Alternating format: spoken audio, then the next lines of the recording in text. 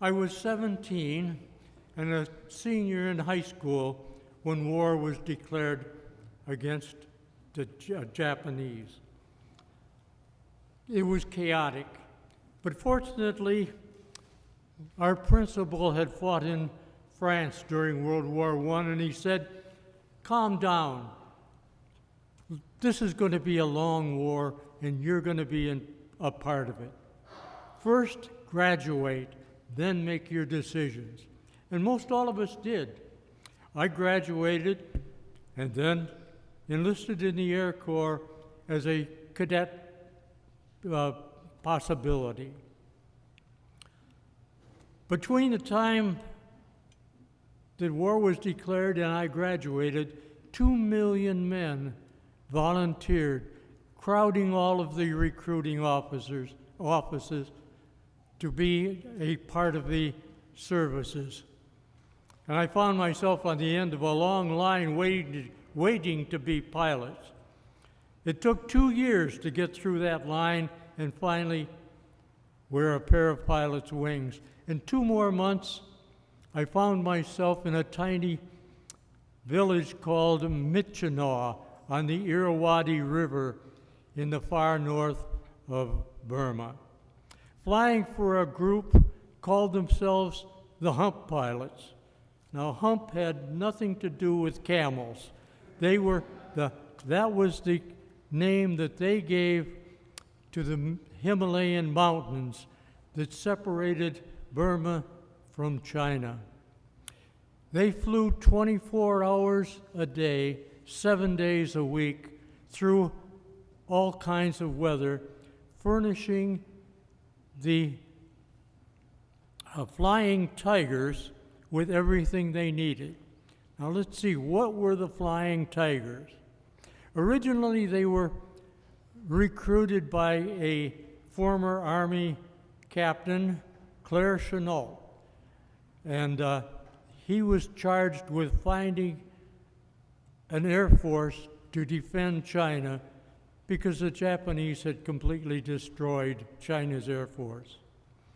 Through the good graces of President Roosevelt, Chennault could canvass the services of our service and get volunteers to form his group.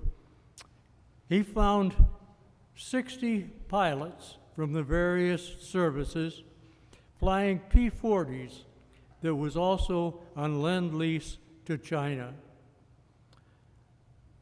Chennault met them in Burma and educated them in a new way of flying. Forget those old ways that you have learned. Learn the new ways. We have more powerful equipment. Fly it the way I teach you.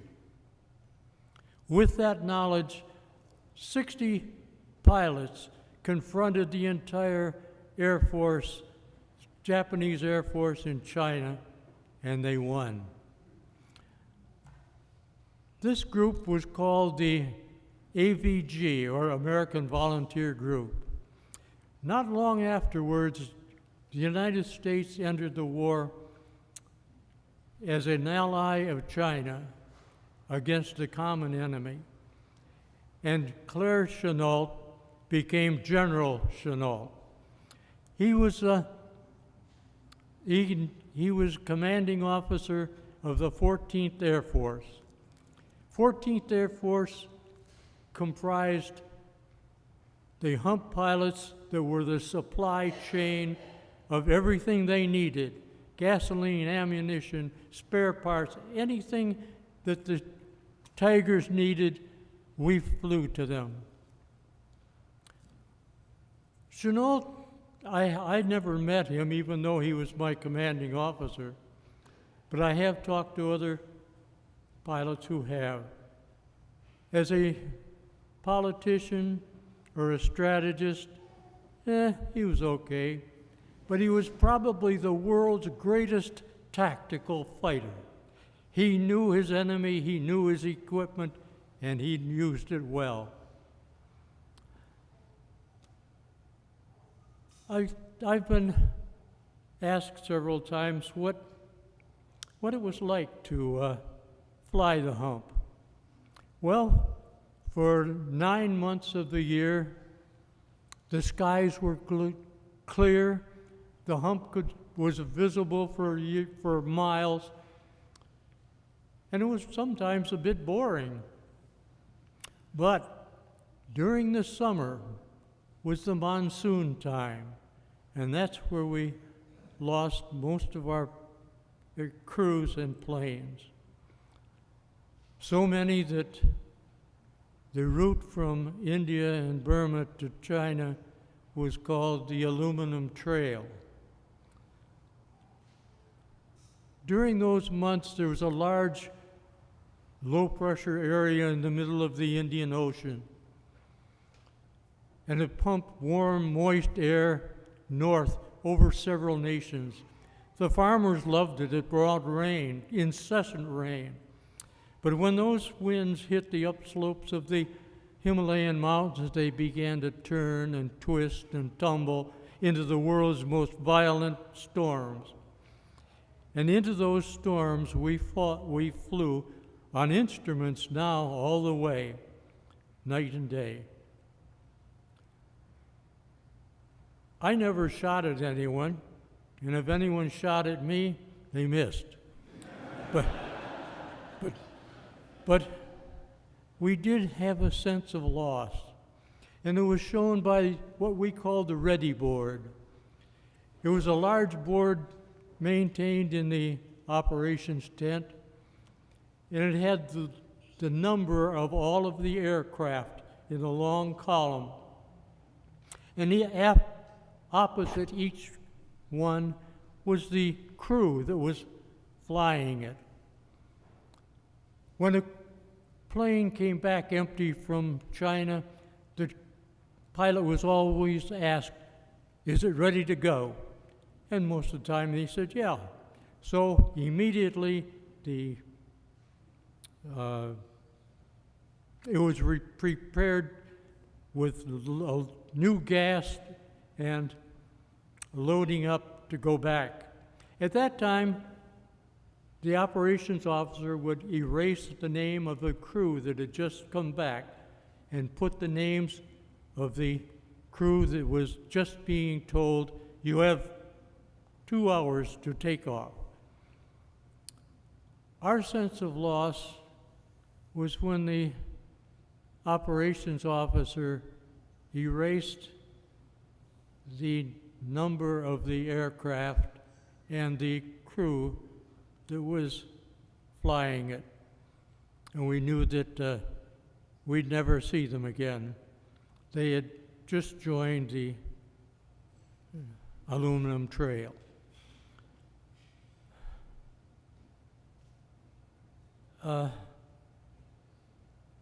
I'd like to close with a story that is personal, but I think appropriate for this time and place. When I was a youngster growing up in Detroit, in my preteen years, there was a group of us in the neighborhood who loved the idea of flying. We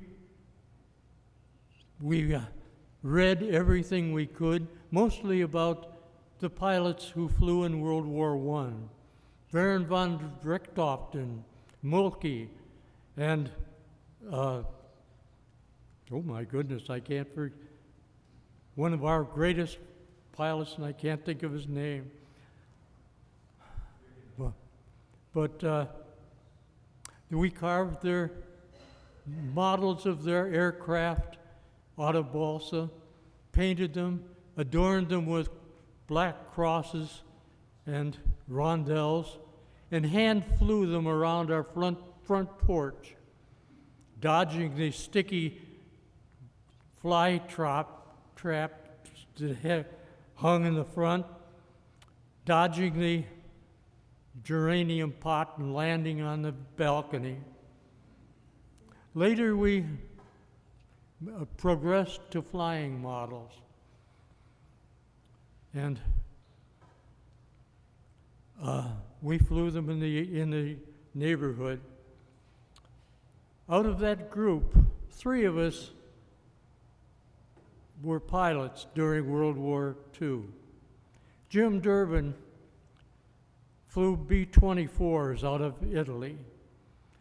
Jack Dowd was a Navy pilot flying off carriers in the South Pacific, and I flew in Burma and China. I well remember the day in the middle of December 1945 when I arrived home. The war was over, I had received my discharge, and I was walking down the street. In Detroit in December, everything is covered with snow, except the sidewalks. They're always shoveled clean. It was warm, a warm feeling, however, when I called back, glad to be back, to neighbors who stepped out on their front porch and said, "Welcome home, Jack." But things were different when I passed the homes of Jack and Jim. In the front window of each of their house was their service flag. In the center of each flag was a gold star. Our little band of model builders had paid a high price for our love of flying. Thank you.